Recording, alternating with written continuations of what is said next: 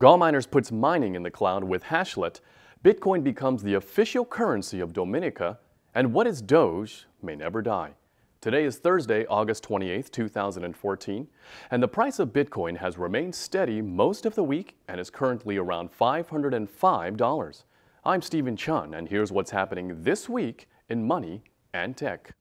The cryptocurrency community continues to submit comments to Ben Losky and the New York Department of Financial Services on their recent bit license proposal, many citing a concern that the rather heavy-handed proposal could be influential in other states and territories seeking to define regulation on the space.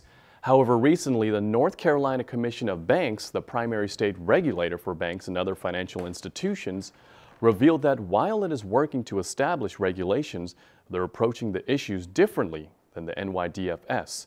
North Carolina intends to treat Bitcoin and other virtual currencies as monetary value and outlined in their Money Transmitters Act. While many virtual currency companies are still required to apply for a money transmitter license, the terms do appear to be less restrictive than the bit license proposal. What's not entirely clear yet is how exactly the NCCOB will classify various companies. Their website defines a money transmitter as a business that helps a person to send or receive money within the United States or abroad, typically by means of a wire transfer, money transfer, or stored value card. Money transmitters must have a license to operate and are regulated by the Office of the Commissioner of Banks. The NCCOB plans to review all companies on a case-by-case basis, but has clarified that, at a minimum, any entity that receives virtual currency for transmission to a third party or holds funds incidental to the transmission of virtual currencies to a third party will be expected to apply for a license. Leading Bitcoin mining manufacturer GAWMiners has announced their newest miner, the Hashlet. Billed as being the world's first cloud miner, it's designed to be easy to use and operate and is being sold for only $16.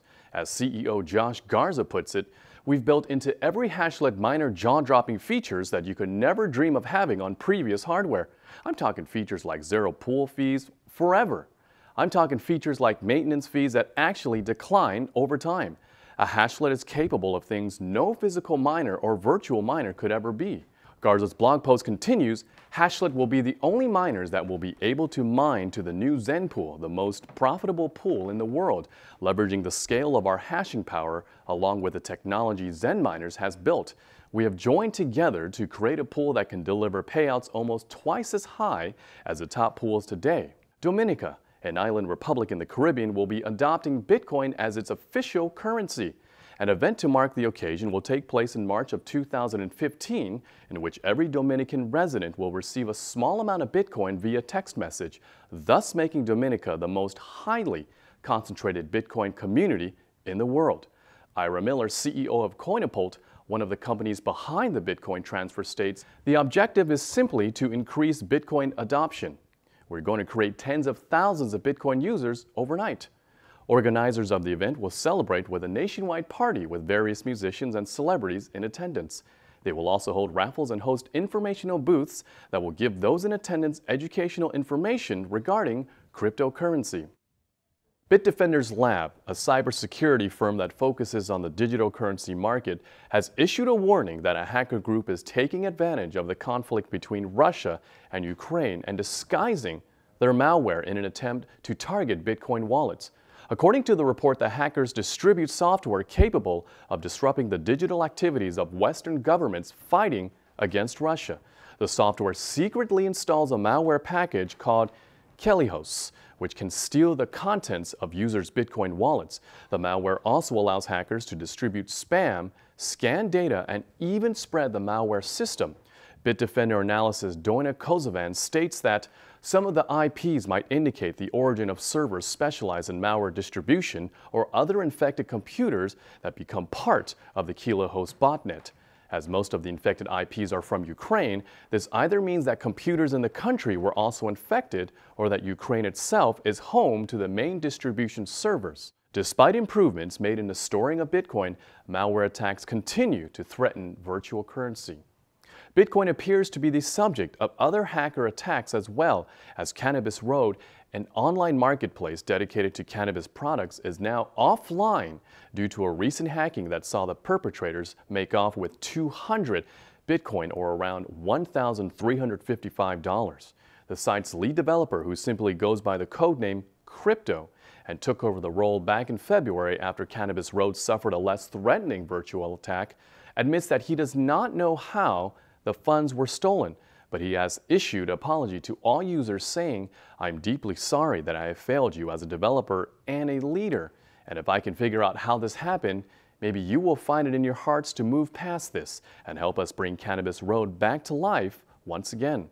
Crypto is also promising users that he will share facts regarding the attack as soon as he receives more information. Dogecoin, everyone's favorite meme-based, dog-faced alternative currency, appears to be making a comeback. Earlier this week, Dogecoin saw its market cap, previously sitting at 10 million, rise to 13.5 million in just under 24 hours. This follows a stream of recent good news in the Doge community, such as their implementation of merge mining with fellow Bitcoin alternative Litecoin. And the good news keeps on rolling, as starting this weekend at PAX Prime, Reddit favorite Doge Tipbot will be launching a beta of Doge Tipbot on live streaming site Twitch. As the company's blog post teases, the platform we've built over the last few months, in my honest opinion, amazing. Twitch chat will be our true stress test. Kappa much? The BitGive Foundation has announced that it has become the first nonprofit Bitcoin organization to receive 501c3 designation from the IRS. As a result, none of its income will be taxed and more funds can now be granted to its causes. BitGive Executive Director Connie Galipi states that the tax-exempt status will give us legitimacy with the U.S. government, which has been a huge struggle for Bitcoin as far as businesses are concerned. BitGive is dedicated to improving the public health and environment on a worldwide basis and raises funds for a number of philanthropic organizations and projects. It has managed to raise 1 Bitcoin for Team Rubicon, which dedicates time and effort to tornado relief across the Midwestern states, and close to $5,000 for the Save the Children Fund for the Philippines following Typhoon Haiyan. Money in Tech wishes you all a very happy Labor Day this coming Monday, and we'll see you again next week on Tuesday, September 2nd. In the meantime, you can always find more information on the stories we covered at moneyintech.com. I'm Stephen Chun, and thanks for watching Money in Tech's weekly news update.